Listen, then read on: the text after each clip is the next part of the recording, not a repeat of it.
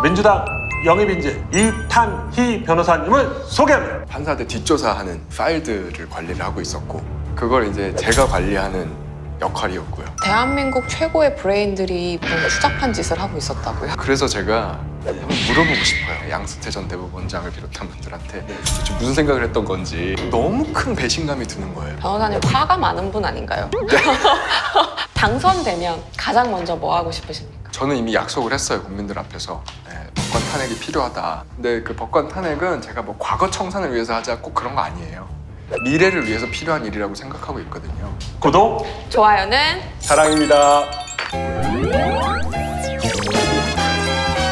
국내 유일의 본격 정치 예능 의사소통 TV 시작합니다. 원장 주웅입니다. 안녕하세요, 부원장 김현지입니다. 오늘 또 역시 인재 영입 시리즈인데요. 민주당 영입 인재 제 10호가 되겠습니다. 이탄희 변호사님을 소개합니다.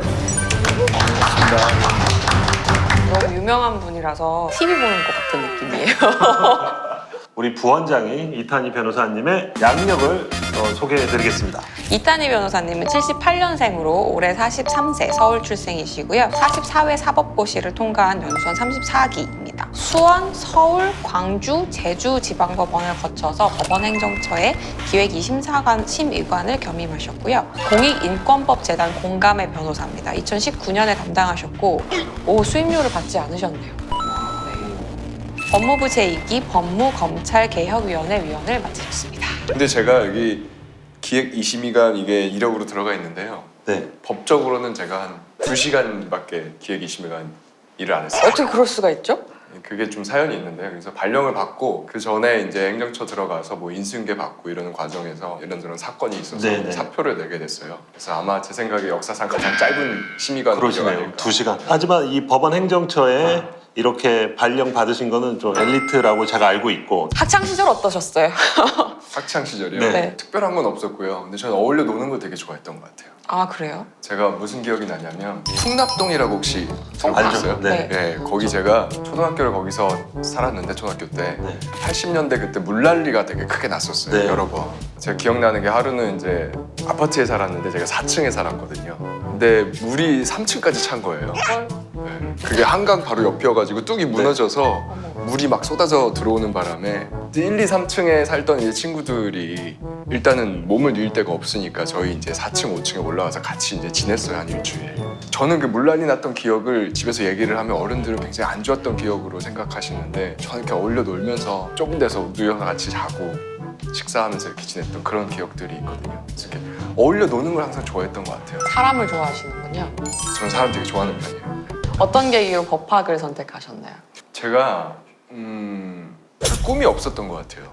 이렇게 특별히 이렇게 지내면서 그때그때 상황에 이제 막 몰입해서 지내는 편이었거든요. 성격이. 특별히 내가 미래에 뭐가 돼야 되겠다 이런 생각이 잘 없었어요. 근데 이런 얘기 하다 보면 좀 비호감이 또 되는 것 같긴 한데 좀 재수없네요. 놀다 보니 서울대 법대 갔다.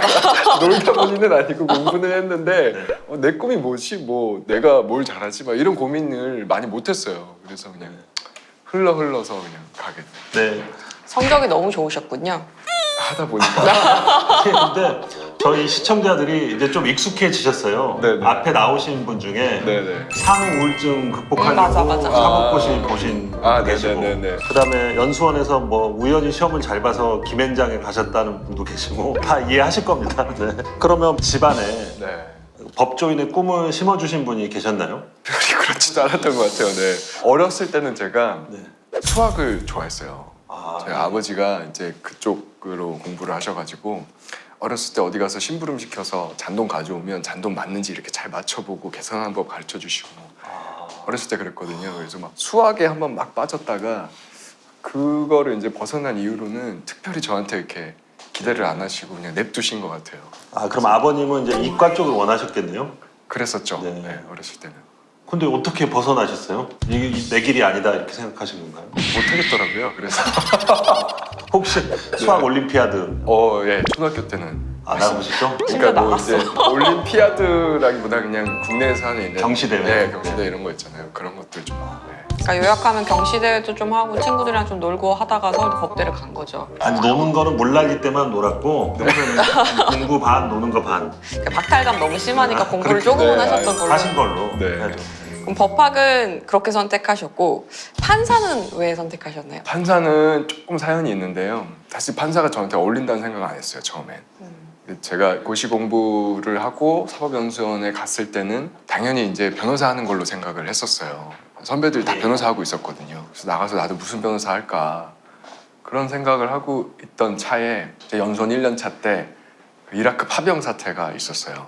그때 부시 대통령이 이라크 파병 결정을 하고 나서 본인들이 하는 전쟁에 이제 대한민국도 참전을 해라 같이 이렇게 요구를 하고 그거에 대해서 우리가 받아들여야 말아야 되냐 이런 막 논쟁이 있을 때거든요. 근데 이제 제가 사법연수원 다닐 때 우리 헌법에 국제평화주의라는 조항이 있어요. 그리고 그 해가 2003년인데 약간 우리나라의 격동의 해였어요. 참여정부 첫 번째 해고 뭐 대통령께서 그때 검사와의 대화도 하고 강금실 법무장관이 뭐 후주제 폐지해야 된다 이런 것도 하고 막 그런 좀 사회 분위기 영향도 받고 여러 가지 영향을 받아서 저희가 연수원에서 연수생들이 파병이 헌법에 위반된다 그래서 의견서를 집단으로 제출하는 그런 사건이 있었거든요. 근데 맞아요, 기억나요. 네, 국제 평화주의인데 그렇죠. 전쟁이 났을 때 그 전쟁을 억제하러 보내는 게 평화에 어긋나는 건가요? 그 전쟁은 유엔 사무총장도 불법이라고 했던 전쟁이에요. 전쟁이 불법이기 때문에 그렇죠. 그게 사담 후세인이 배량 살상 무기 가지고 있다라고 해서 전쟁했다가 나중에 없는 걸로 밝혀져서 네. 영국에서도 잘못된 전쟁이라고 나중에 바로잡고 했던 그런 전쟁이거든요. 그래서 그때 이제 서명을 받았는데 문제는 의견서에 서명을 너무 많이 받은 거예요. 그래서 560명 정도가 서명을 했거든요. 네, 한 해에 이제 1000명인데 네. 저희 이제 동기 중에 한 460명 정도 받고 또 이제 다른 이제 선배 기수에서 한 100명 받고 이래서 너무 많아지니까 이게 큰 사회적 사건이 됐어요. 연수생들이 무슨 반란을 일으켰다. 집단 행동하는 네, 이런 식으로 이제 묘사도 하고 그래서 서면 경고도 받고 징계도 받고 이런 일이 있었어요. 연수원 1년 차 때. 근데 제가 그 일을 겪고 나서 좀 특이하게 네. 화가 나더라고요. 일단 그쵸, 화가 나죠. 징계 자체가 저는 되게 부당하다고 그렇죠, 생각했거든요. 네. 그럼 이걸 어떻게 하면 제가 극복할 수 있을까 내지는 뭐 만회할 수 있을까 생각을 하다가 그 방법 중에 하나로 생각한 게 네. 판사가 되면 아, 남들이 좀 판사 되게 좀 선망하던 그때 그렇죠. 상황이었으니까요. 네. 판사가 되면 뭔가 저한테 이렇게 내려진 부당한 평가가 극복되는 거 아닌가. 네. 그렇게 생각할 수 있을 것 제 같습니다. 어린 마음에 좀 그런 생각을 네. 했었어요. 네. 부시가 전쟁을 벌이기로 했던 결정의 나비효과가 이렇게까지. 이렇게 오네요. 네. 그래서 판사가 되셨는데 이후에 우수법관에 선정이 되셨습니다. 3번이나. 오, 네. 변호사들이 직접 뽑는 건가요? 네, 좋게 봐주신 거죠. 근데 제 재판 스타일이 좀 달랐던 부분은 뭐 이거는 꼭 그거 자체가 정답이라고 할 수는 없겠지만 저는 법정에서 되게 시간을 많이 보냈거든요. 되게 작은 사건들 있잖아요. 뭐 네. 벌금 100만 원, 200만 원. 네. 뭐 교회 같은 데서 여러 명 싸움이 붙어가지고 피해자도 10명이고 뭐 때린 사람도 10명이고 한 이런 사건들. 네.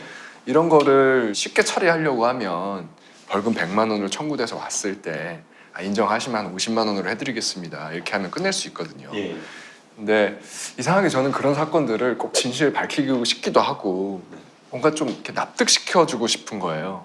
네. 그래서 그런 걸 다 증인을 부르고 억울하다고 하시는 분들도 다 오시게 해서 약간 큰 시장처럼 법정에 네. 다 앉게 해가지고 의자도 여러 개 놓고 계속 말씀 나누게 하고 뭐 증거 뭐 있다 이렇게 말씀하시면 변호사나 검사가 그걸 이렇게 프로젝터에 띄워가지고 같이 보면서 확인도 해보고 이런 식으로 재판을 진행을 했거든요. 근데 이제 이렇게 하면 안 좋은 점이 재판이 오래 걸리거든요. 그렇죠. 아까 얘기했던 대로 50만 원에 끝내겠느냐 하는 오케이 하시면 한 2, 3분 만에 끝낼 수 있는데 재판을 네. 이런 식으로 하면 뭐 며칠을 해야 되니까요. 그래서 재판이 되게 길었어요. 아. 그래서 변호사님들도 사실은 힘들어하시고 계속 앉아 있어야 되니까 또 직원분들도 힘들어하시고 그런 거를 사실 할 때는 저는 좀 내 평판은 포기하자 그냥 이거는 욕먹는 일이다라고 생각을 하고 했는데 쭉 계속 하다 보니까 나중에 연말쯤 되면 이것도 괜찮은 것 같다라고 이렇게 봐주신 분들이 많이 있었던 것 같아요. 그런 것 같아요. 우리 의과대학 실습 돌 때 네. 회진 2, 3분 만에 끝내줄 수도 있는데 회진 돌 때마다 환자 하나하나 다 가르쳐 주시느라고 회진 2-3시간씩 도시는 교수님들 있잖아요. 그렇죠. 그런 분들 만나면 그때는 진짜 짜증 나는데 끝나고 강의 평가할 때는 에이 이러면서 써주면 되잖아요. 약간 끝날 조금- 때 이제 헤어지니까 기쁘잖아요. 아, 저 판사로부터 벗어난다. 그 기쁨을 뭔가 제가 괜찮았던 사람으로 착각하시고 이렇게 시작해 제 주신 거 아닌가. 생각에는 변호인들 네. 그리고 그 원고 피고 다들 네. 억울함이 최소화가 돼서 네. 최소화가 돼서 이렇게 뽑히지 않으셨을까. 네. 그래서 이제 저도 환자랑 대화를 할 때 딱 사실 저는 보자마자 진단을 알죠. 50만에 하십시오. 똑같이. 돌팔이에요? 아니 보자마자 어떻게 얼굴을 보자마자 얼굴 진단이 보면 나와? 진단이 나오고 그 거짓말. 영화에도 나오잖아. 청진기 되면 진단 나온다고. 환자 뭐 이런 데 가시면 안 돼요. 아니 그렇지만 그렇게 안 하고 다 얘기해 보십시오. 한번 얘기를 이제 쭉 듣다 보면 거기서 미처 클루를 못 찾았던 단서를 못 찾았던 것까지도 맞아요. 찾아서 포괄적인 진료가 되는 그런 느낌을 제가 알겠습니다. 그리고 그런 분들은 또 자주 안 오시잖아요, 병원에. 네. 이렇게 한 번 왔을 때 충분히 얘기를 못 하신 분들이 계속 다시 오시는 것처럼 법원도 마찬가지거든요. 한 번 이렇게 불신이 생기신 분들은 계속해서 오시게 돼요. 네. 그래서 왔을 때 이렇게 잘해드리는 게 중요한 것 같아요. 네. 가장 기억에 남는 판결이나 사건 있으세요? 뭐 많은데요. 지금 딱 생각나는 거는 한 이제 중년 남성이 이혼을 하시고 나서 그 딸하고 아들을 이제 혼자서 키우고 있는 상황이었는데 네.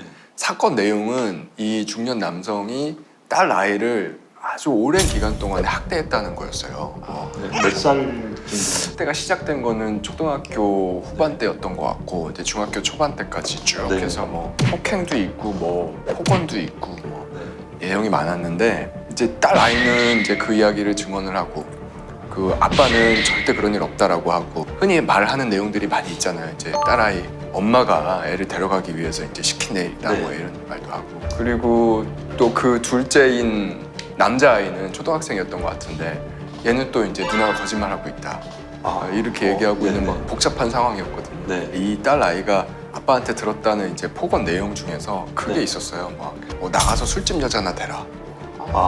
네. 아무 남자나 만나고 다녀라 이런 얘기를 했다는 네. 거예요. 근데 그게 사실은 좀 만들어내기는 어려운 말이고 특이한 말이잖아요. 어떻게 보면 네. 학대를 하더라도. 그렇죠. 네네. 그래서 제가 그때 근데 떠오른 게 제 친한 친구 중에서 네. 이렇게 비슷하게 이제 딸 아이를 키우는데 이제 이혼을 하고 한부모 가정인 친구가 네. 있었어요. 그 친구가 가끔 그런 얘기를 했거든요. 딸 아이를 너무 이제 끔찍하게 생각하는데 딸을 볼 때 이제 너무 예쁘고 좋은데 이상하게 내가 눈앞에 보면서도 계속 그리운 마음이 든다고. 보고 딸이 있어도 눈앞에 보고 있는데도 싶다. 왜 그 얘기를 들으면서 제가 느낀 게 이 내 친구가 이 딸 아이를 보면서 자기의 그 떠나간 예전 아내를 계속 생각하는구나 하는 제가 느낌을 받았어요. 네. 그게 약간 심리학적으로 투사가 되는 네. 거죠. 맞죠, 네. 네. 근데 그 사건에서 제가 맡았던 사건에서 그 이제 딸아이 아버지가 했다는 그 말 딱 들으니까 그럴 수 있다는 느낌이 들더라고요. 똑같이 이제 자기 딸에 대해서 어떻게 보면 자기를 버리고 간 아내잖아요. 딸하고 아들을 버리고. 그러니까 거기에 대한 원망하는 마음이 이제 이 아이한테 좀 투사됐을 수도 있다는 생각이 들어서 제가 이제 물어봤죠. 그 재판받는 그 중년 남성한테 네. 떠나간 아내에 대해서 어떤 마음이 드느냐. 그래서 막 이렇게 질문을 막 하고 대답을 하다가 거의 비슷한 표현을 하더라고요. 그리고 이제 남자아이는 결국 나중에 얘기를 많이 들어보고 아동 심리 전문가들 얘기도 들어보니까 지금 심리 상태가 누나가 떠나고 나면 나만 혼자 아빠랑 남게 되니까 나는 살기 위해서 이제 아빠가 원하는 대로 진술할 수밖에 없는 상황이다. 이런 걸 인식하고 있는 상황이었던 거죠. 그렇게 해서 이제 사건을 풀어봤던 기억이 나요. 어른들이 진짜 나쁘네요. 근데 자기도 어른이라는 인식 없이 그냥 각자가 받은 상처를 나름대로 그냥 이렇게 품고 사는 건데 그게 아이들한테 크게 이제 우리가 생각하는 것 이상의 효과를 좀 주는 거죠. 네.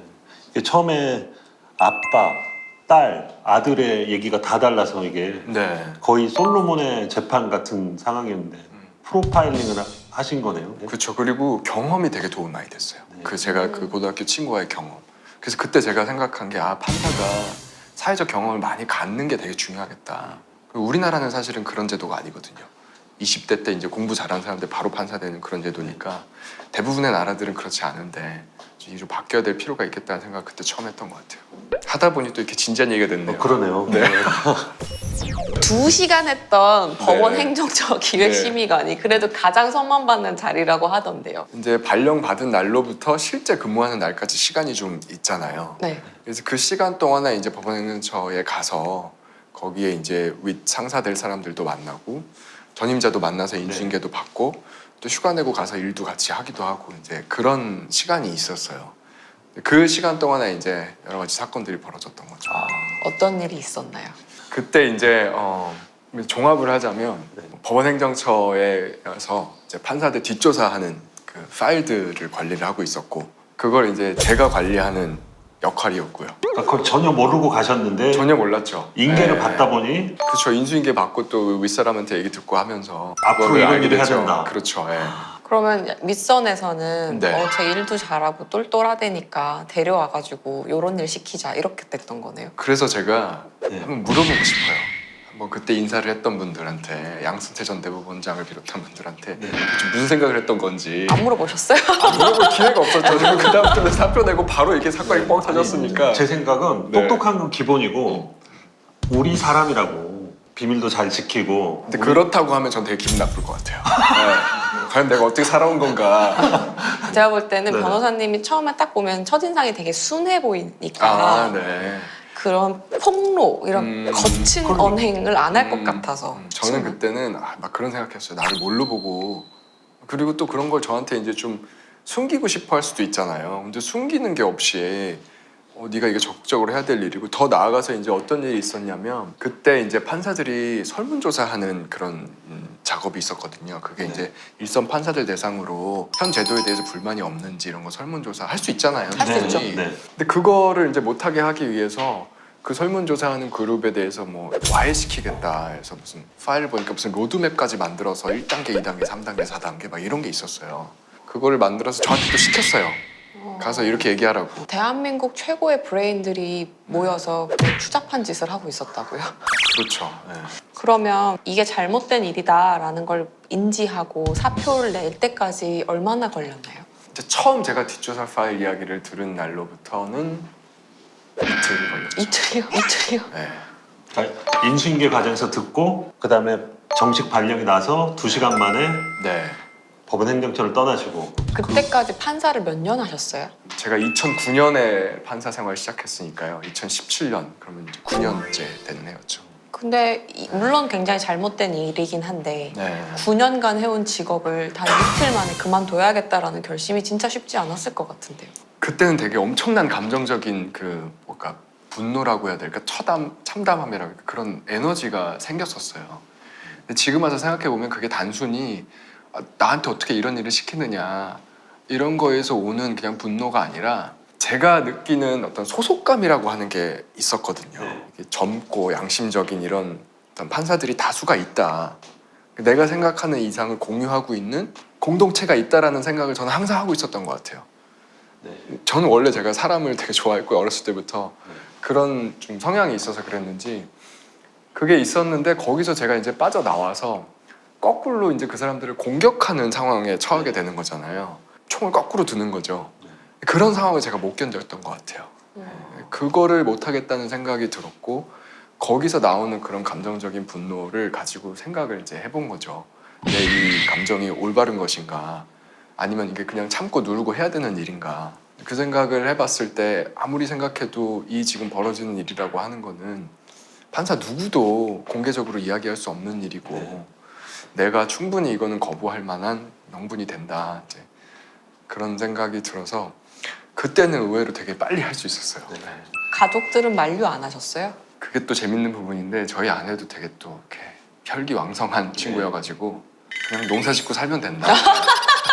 일 잘 안 되면 가져가고 멋지시네요. 네. 저는 오늘에야 이게 자세히 알게 됐는데 네. 정리해보면 그러니까 행정처에서 법관의 성향, 뭐 법관의 리스트를 관리하고 있는데 네. 그거를 당하는 사람들은 전혀 모르고 그렇죠. 심지어 인수인계를 받으러 가는 사람도 모르고 갔고 그 전에 그거를 하셨던 분들은 그냥 입을 네. 다물고 계시고 그거를 끄는 분이 변호사님이시네요.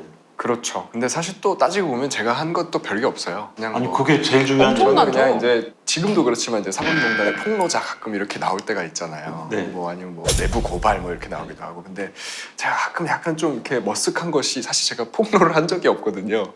그래서 나는 이거 그냥 사표 내고 안 하겠다라고 한 것이고 그걸로 촉발돼서 이제 그 다음부터 이제 큰 저항이 일어났고 그 다음에 이제 저항을 이끌어가는 과정에서는 저도 이제 할 수 있는 걸 다 했는데.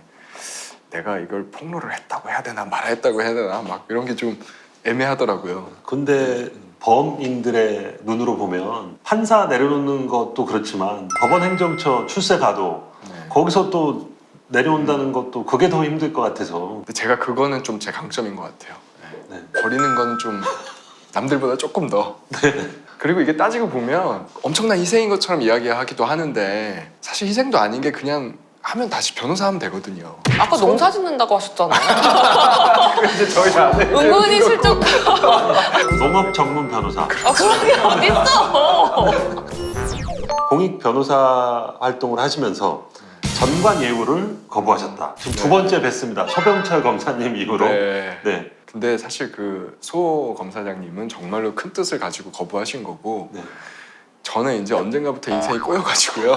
김현장에서 안 데려가던가요? 뭐 그런 건 아닌데 그 저는 이제 뭐가 되는 인생은 끝날 것 같아요. 그러니까 원래 29에 젊은 나이에 판사가 된 것도 빨리 된 거지만 이제 2017년에 그때 39이었는데 행정처 심의관 가는 자리 세속적인 의미에서는 초가 달성되는 거죠. 근데 그거를 이제 거부하면서부터는 되는 인생은 끝났고 그 다음부터는 계속 하는 인생이거든요. 뭔가 이렇게 주어지는 상황에 대처해서 뭐 진실을 밝히기 위해서 필요한 일 있으면 해야 되는 거고 하다가 더 이상 판사 아닌 것 같으면 나와야 되고 계속 이렇게 그냥 그때그때 상황에 맞춰서 하는 인생이 돼버렸는데 계획 없이 나오다 보니까 막막한 거예요.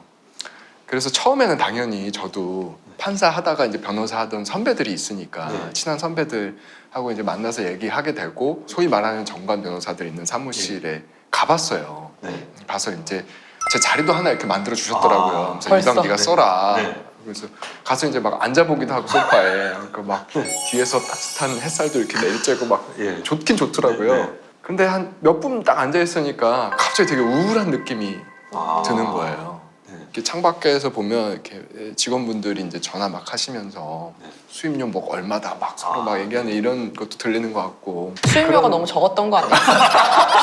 아니, 그런 건 아니고요. 근데 그 제가 약간 비장했어요 그때. 예. 왜냐면 제가 생각하는 예전에 저의 딱 아름다웠던 흠잡을 데 없었던 딱 판사의 모습하고는 좀 이제 달라지는 것 같은 느낌이 들었거든요.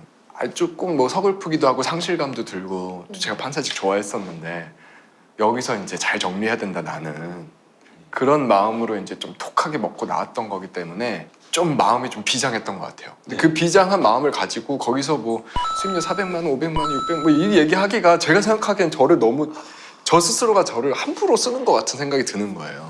그래서 이제 우울해서 접어야 되겠다 해서 접고 그때 생각한 게 제가 원래 20대 때 네. 이제 변호사 생각하고 하면서 가고 싶었던 이제 공익변호사 단체가 있었거든요. 예. 네. 공감이라고요. 공감. 예, 예. 공익변호사 단체인데 이제 우리나라에서 가장 오래됐고 예. 가장 많은 변호사님들과 이제 다른 구성원들이 계시고 지금도 굉장히 열심히 헌신적으로 하시고 네. 계신 그 소중한 정말 단체인데요. 그래서 지원을 해서 최고령 신입사원으로 채용이 돼서 그래서 일을 시작하게 된 거예요. 네. 뭐 제가 그렇게 소 검사장님처럼 막 크게 결단을 한 게 아니라 하다 보니 그렇게 됐어요. 그럼 여기 공감에 이제 의뢰하시는 분들은 어떤 분들이세요? 그 다른 데서 이제 도움을 쉽게 청하기 어려우신 분들이 당연히 많이 오시고 필요한 사건이 있다고 하면 먼저 찾아 나서기도 하고요.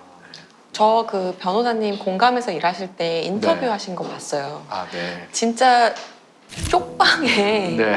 그 칸막이 하나 있고 굉장히 좁은 공간에 서류 이만큼 쌓아놓고 네, 네. 땀 흘리면서 일하시고 계신 게 네. 되게 인상적이었거든요. 네. 힘들진 않으셨어요? 낯설었죠. 왜냐면 저도 30대를 다 법원에서 보냈잖아요. 네. 근데 사실 여기 온실이거든요. 네. 딱 출근하면 지하주차장 들어가서 스크린도어 통과해서 딱 들어 스크린도어 닫히고 나면 세상을 접할 일이 별로 없어요. 아, 병원이랑 비슷하네요. 그렇죠. 병원도 그래요. 그렇죠. 이제 진료실에서 환자 만나시는 게 어떻게 보면 사람 만나는 대부분일 텐데 저희도 이제 법정에서 사람 만나는 게 대부분이고 그렇게 근데 제가 가장 왕성한 30대를 다 보내버렸기 때문에 40대 돼서 다시 나와서 이제 막 현장에 뛰고 이러는 게 처음에는 낯설었는데 근데 저한테는 되게 소중한 기회였던 것 같아요. 그 1년이 굉장히 알차고 제가 잃어버렸던 시간을 다시 찾는 그런 기회였어요. 근데 여기서 지금 공익 변호사 하시는 그 자체만으로도 사회에 기여를 하시고 의미 있는 일인데 거기서 또 법원 개혁 운동을 또 하셨어요. 처음에 갈 때는 정말 법원 쳐다보도 안 보려고 그랬어요. 이제 법원 새끼들. 아니, 그래서 그런 게 아니고 2019년 5월 달에 사법농단 관련 판사들 면죄부 사퇴다 제가 이렇게 부르는 그런 사건이 있었거든요. 원래 검찰에서 연루됐다고 66명의 판사들을 대법원에 비의사실 통보를 했어요. 네.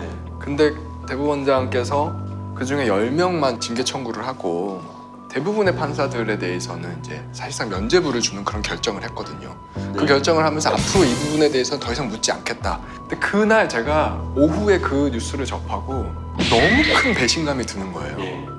그럼 저는 저 법원에서 나올 때 정말 철석같이 믿었거든요. 이런 상황이 벌어지니까 정말 그때는 이제 분노의 감정을 느꼈고 또 그 분노가 저는 되게 정당하다고 생각했죠. 그래서 그날 이제 저녁에 페이스북에 글을 쓰고 강연도 시작하고 뭐 인터뷰도 하고 글도 기고하고 변호사 단체에서 이제 변호사들하고 같이 공동으로 이제 법원 개혁 활동도 시작하고 더 의식이 좀 깊어진 것 같아요. 예. 근본적으로 어떻게 바뀌어야 되는지에 대해서. 변호사님 화가 많은 분 아닌가요? 제가 사람을 진짜 좋아해요. 네. 그래서 막 이런 소속감 이런 얘기를 하는 건데 네. 그러다 보니까 좀 배신감에 약한 것 같아요. 그렇죠. 배신감. 특히 또 이제 권한을 가지고 있는 사람, 큰 영향을, 좋은 영향을 줄 수 있는 사람이 다른 모습을 보였을 때 굉장히 좀 배신감 많이 느끼는 편인 것 같아요. 배신감은 나의 힘. 그럼 정치하겠다고 결심하신 이유도 배신감인가요? 두 가지 사건이 있었죠. 하나는 제가 이제 당 지도부를 뵙게 됐는데 그때 제가 여쭤봤어요. 진짜로 사법개혁 할 거냐, 정말로. 지금 전반기에는 검찰개혁에 어떻게 보면 집중을 했던 것인데 예. 후반기에는 법원 개혁에 집중을 해서 우리가 사법기관을 공정하게 만들어 놓고 그래야 이 시스템이 투명해져야 어떤 사회적 경제적 불평등 문제에 또 집중할 수 있는 다음 단계로 갈 수 있다. 나는 그렇게 생각한다. 예. 근데 사법개혁을 주된 과제로 삼아 주실 정말 생각 있으시냐 했을 때 정말 흔쾌하게 사법개혁은 21대 국회 민주당의 핵심 과제다. 이렇게 말씀을 해주셔서 네. 그게 제가 이제 마음을 움직이는데 큰 계기가 됐고요. 또 한 가지는 또 그게 있었죠. 우리 사법농단 1호 사건이라고 할 수 있는 그 유해용 전 판사 사건이 있었어요. 네네. 직권 남용에 대해서 무죄 받으신. 무죄 선고 그게 받았습니다. 이제 저는 그날도 너무 화가 났던 게 제가 진짜 1년 내내 얘기했거든요. 네. 이렇게 가면 안 된다. 이거 올바른 해결 방식이 아니다. 이 사건의 본질은 헌정 체제를 위협한 것이고 판사들의 직업 윤리 위반이기 때문에 탄핵을 해서 공직을 내놓게 하고 징계를 해야 된다. 그러니까 그게- 직권 남용으로 기소할 게 아니고. 그건 필요하면 할 수 있는데 네. 그게 본질이 아니라는 네, 거죠. 네. 그러니까 예를 들면 절도를 했어요. 그럼 네. 절도가 본질인데 그 과정에서 집에 들어간 것만 계속 주거침 가지고 주거침이라고 네. 하면서 싸우고 있는 셈인 거예요. 근데 네. 주거침입은 될 수도 있고 안 될 수도 있거든요. 네. 예를 들어서 뭐 집주인이 속아가지고 그냥 문 열어줬을 수도 있잖아요. 네. 그 주거침 만약에 무죄가 나면 절도가 없어지나요? 그런 게 아니거든요. 네. 그 절도는 절도대로 다뤄야 되는데 아무도 안 다루고 있는 거예요. 대법원장도 네. 무책임하게 손 놨고 국회도 기능마비로 아무도 안 하고 있고. 근데 이게 이렇게 계속 가면 어떻게 되냐면 형사재판에서 무죄가 나고 나서 이 사람들이 우리가 피해자였다. 우리가 마녀사냥당했다. 네. 이렇게 할 것이 저는 거의 눈에 뻔히 보였거든요. 네. 그래서 제가 이제 그때 마음을 더 붙였죠. 빡치셨군요. 화가 났죠. 네. 제가 평소에는 화를 안 나는데 정말 화가 나는 네. 이렇게 시점이 되면 좀 참기가 힘들어요. 네. 화가 많아요. 예. 이렇게 계기를 들어보니 정치 입문을 안 하실 수가 없는 상황이었네요. 당선되면 가장 먼저 뭐 하고 싶으십니까? 저는 이미 약속을 했어요. 국민들 앞에서. 네, 법관 탄핵이 필요하다. 네. 근데 그 법관 탄핵은 제가 뭐 과거 청산을 위해서 하자 꼭 그런 거 아니에요. 미래를 위해서 필요한 일이라고 생각하고 있거든요. 판사들한테도 이 판사직이라고 하는 게 공직인데 국민에 대한 신뢰를 배신하면 아무리 법원이라는 조직을 위해서 한 일이라고 하더라도 면책되지 않는다, 내놔야 된다. 네, 저는 그런 의미에서 미래를 위해서 직업윤리의 기준을 세운다. 이런 차원에서 꼭 탄핵이 필요하다고 생각하고요. 그 외에 이제 할 일은 정말 많아요. 이제 법원 개혁, 검찰 개혁, 또 그 외에 공직사회 전반의 개혁 이런 것들에 대해서 저는 다 관심이 많거든요. 이게 하다 보니까 다 연결이 되어 있더라고요. 법원 개혁 문제만 놓고 보더라도 이 제왕적 대법원장 체제라고 우리가 부르는데 이게 유신 때 시작된 거라서 한 40년 넘게 굉장히 오랫동안 쌓인 그런 낡은 공고한 체제예요. 이거 바꾸려고 하면 한두 가지 바꾸는 일로는 안 되고 어떤 큰 대장정을 해야 되는 상황이어서 그런 것들은 이제 어떤 사법개혁 기구를 설치를 해서 차근차근 해나가야 된다. 네. 이런 생각을 가지고 있습니다. 근데 저 여기서 질문이에요. 삼권 분립이 중요하잖아요. 네. 근데 법관에 대한 탄핵안을 국회에서 만약에 소추하게 되면 입법부가 사법부에 대한 권한을 침해하는 건 아닌가요? 전혀 그렇지 않고요. 그거는 이제 삼권 분립이라고 하는 건 서로 견제해야 된다는 거거든요. 견제를 해서 똑바로 쓸 수 있도록 하는 게 삼권 분립인 거예요. 그래서 법원에 대해서 견제할 수 있는 권한은 우리 헌법이 인정을 한 거예요, 국회에. 그래서 탄핵이라고 하는 게 헌법과 법률에서 하라고, 국회에 하라고 명령하고 있는 제도인 거죠. 그래서 해야 되는 것이고요. 사실 이거는 국회에서 결정을 짓는 게 아니라 소추만 하는 거고 결정은 헌법재판소에서 해요. 근데 박근혜 전 대통령도 헌법재판소에서 결정했잖아요. 법권 탄핵도 마찬가지이기 때문에 헌법재판소에서 최종적으로 결정한다. 국회에서는 재판에 회부만 하는 것인데 지금 회부조차 안 해서 문제인 거다. 마지막으로 어떤 정치를 하고 싶으신지. 요즘 드는 생각은 마음을 알아주는 정치. 사람들의 마음을 네. 알아주는 정치. 왜냐면요, 저는 되게 제 생각이 확실한 편이긴 해요. 근데 저의 힘은 제 생각에서 나오는 건 아닌 것 같고요. 같이 하는 사람들 속에서 나오는 것 같아요. 같이 하는 사람들과 함께 나누는 어떤 소속감에서 힘이 나오는 것 같거든요. 근데 그런 같이 하는 소속감을 만들기 위해서는 서로의 마음을 알아주는 게 되게 중요해요. 그래서 마음을 알아주는 정치, 그런 거 할 수 있으면 되게 멋있을 것 같아요. 캐치프레이즈 나왔네요. 마음을 알아주는 정치. 네. 그래서 오늘 이탄희 변호사님 모시고 의사소통 TV 진행했고요. 저희가 말미에 변호사님의 의사소통 능력에 대해서 저희 부원장이 총평, 판결, 주문 네. 내리도록 하겠습니다. 변호사님 보면서 딱 한 단어가 생각났어요. 네. 순한 매운맛. 순한 매운맛. 칼에 보면 순한 맛, 약간 매운맛, 아주 매운맛 있잖아요. 근데 네. 겉으로 보면 굉장히 조용조용하고 사람을 좋아하시는 게 느껴지지만 불의를 참지 않는 분노가 안에 잠재되어 있는 그런 분이란 생각이 들었고, 이렇게 확고한 신념과 정의감이 있는 분이 정치를 해주시는 것만으로도 사실 국민 입장에서 되게 감사한 일이죠. 환영합니다 라는 말씀을 드리고 싶습니다. 순한 매운맛으로 국회의원 20년에 처합니다. 5선 하셔야 됩니다. 5선. 최소. 저기 아니, 항소할 수 없나? 항상 안 됩니다. 구독, 좋아요는 사랑입니다. 감사합니다.